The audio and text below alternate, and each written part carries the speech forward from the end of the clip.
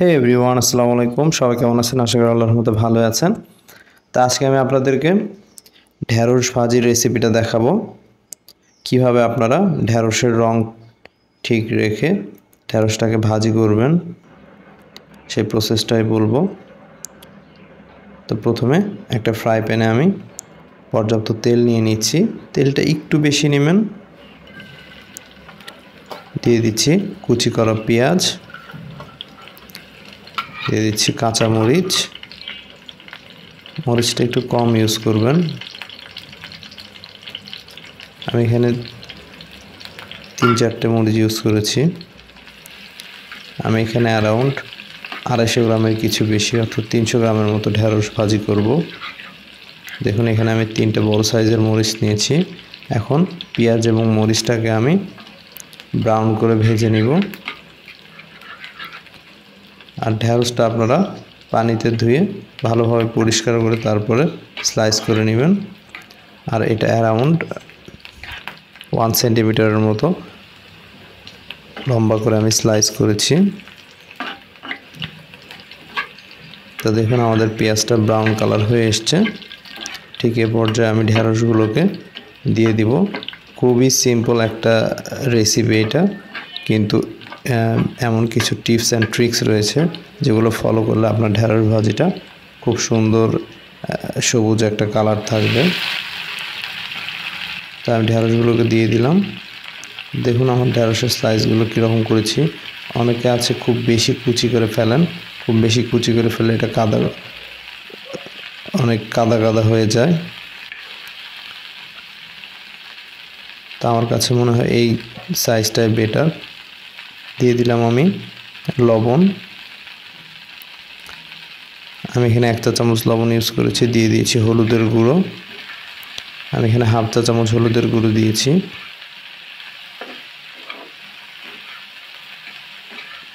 দিয়ে উল্টে পাল্টে খুব সুন্দরভাবে মিশিয়ে নিচ্ছি। ফ্রেন্ডস, এখনও কিন্তু আমি কোনো পানি অ্যাড করিনি। প্রথমে আগে ঢেঁড়সটাকে আপনাদেরকে একটু ফ্রাই করে নিতে হবে তেলের সঙ্গে।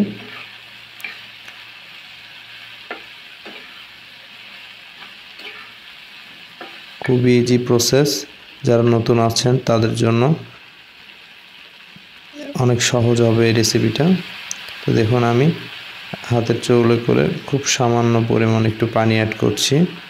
2-3 বারে আমি খুব সামান্য করে একটু পানি দিয়ে দিচ্ছি।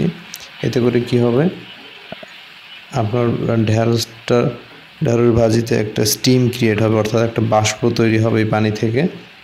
সো এই বাষ্পের মাধ্যমে আপনার ঢেঁড়সটা কুক হবে। আর একদমই যদি আপনারা পানিটা না দিতে চান, সেক্ষেত্রে ঢেঁড়সটা নিচ থেকে পোড়া লেগে যাবে এবং ঠিকমতো সিদ্ধ হবে না। তো আমি আর কিছুটা পানি দিয়ে দিচ্ছি। অ্যারাউন্ড এখানে কতটুকু হবে, 4-5 টেবিল চামচের মতো পানি হবে। দিয়ে এখন দেখুন কি সুন্দর একটা স্টিম ক্রিয়েট হয়েছে, অর্থাৎ বাষ্প উঠছে পানি থেকে। এ পর্যায়ে আমরা ঢাকনা দিয়ে ঢেকে দিব। ব্যাস, ঢাকনা দিয়ে ঢেকে চুলার আঁচটাকে একদম লোতে করে দিব। লোতে করে দিয়ে অ্যারাউন্ড 3-4 মিনিট রাখলেই দেখবেন খুব সুন্দরভাবে ঢেঁড়সটা সিদ্ধ হয়ে যাবে। ঠিক এ পর্যায়ে ঢাকনাটা উঠিয়ে নিয়েছি আমরা। চুলার আঁচটা খুবই ইম্পর্টেন্ট।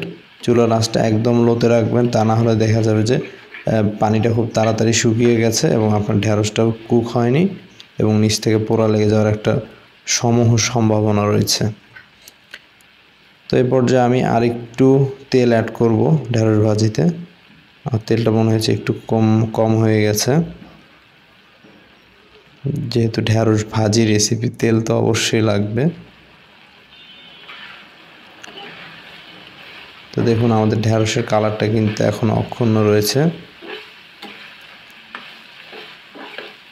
তো ফ্রেন্ডস, কোনো জিনিস অর্থাৎ সবজি বা ফ্রুটস যেটাই বলেন, যখন আপনি কুক করবেন তখন যত বেশি এর কালারটা নষ্ট হবে, বুঝবেন এর মধ্যে ভাইটামিনসগুলো তত বেশি চলে গেছে বা নষ্ট হয়ে গেছে।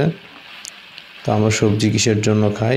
মূলত ভাইটামিনস এবং ফাইবারের জন্য সবজি বা ফল বা সালাদ এগুলো খাওয়া হয়। তো যদি ভাইটামিনসটাই আপনি না পান, অর্থাৎ ভিটামিনসটাই আপনি না পান, তাহলে তো আসলে এটা খাওয়ার কোনো মানেই হয় না। আর ফ্রেন্ডস, আমার ভিডিওটা যদি আপনাদের ভালো লেগে থাকে বা আপনাদের কোনো উপকার এসে থাকে তাহলে অবশ্যই একটা লাইক করে যাবেন আর কমেন্টে অবশ্যই আপনার মূল্যবান মতামত জানাবেন। আর আমাদের চ্যানেলটাকে সাবস্ক্রাইব করে অবশ্যই আমাদের পাশে থাকবেন আশা করি। তো দেখুন ফ্রেন্ডস, আমি এখন খুন্তির সাহায্যে ভালোভাবে উল্টে পাল্টে ঢেঁড়সটাকে আরও কিছুক্ষণ 5-6 মিনিটের মতো একটু ভেজে নিয়েছি। দেখুন এখন আমাদের ঢেঁড়স ভাজিটা অলমোস্ট হয়ে গিয়েছে। এখন আমি এগুলোকে কড়াই থেকে উঠিয়ে ফেলবো। দেখুন খুব বেশি এক্সেস তেলও কিন্তু নিচে নেই, মোটামুটি সবটুকু তেল প্রায় ঢেঁড়সটা চুষে নিয়েছে। এখন আমি ঢেঁড়সটাকে উঠিয়ে নিচ্ছি। দেখুন ফ্রেন্ডস, কত সুন্দর একটা কালার চলে এসছে। তো ফ্রেন্ডস, আজ এই পর্যন্তই। ভালো থাকবেন। আসসালামু আলাইকুম।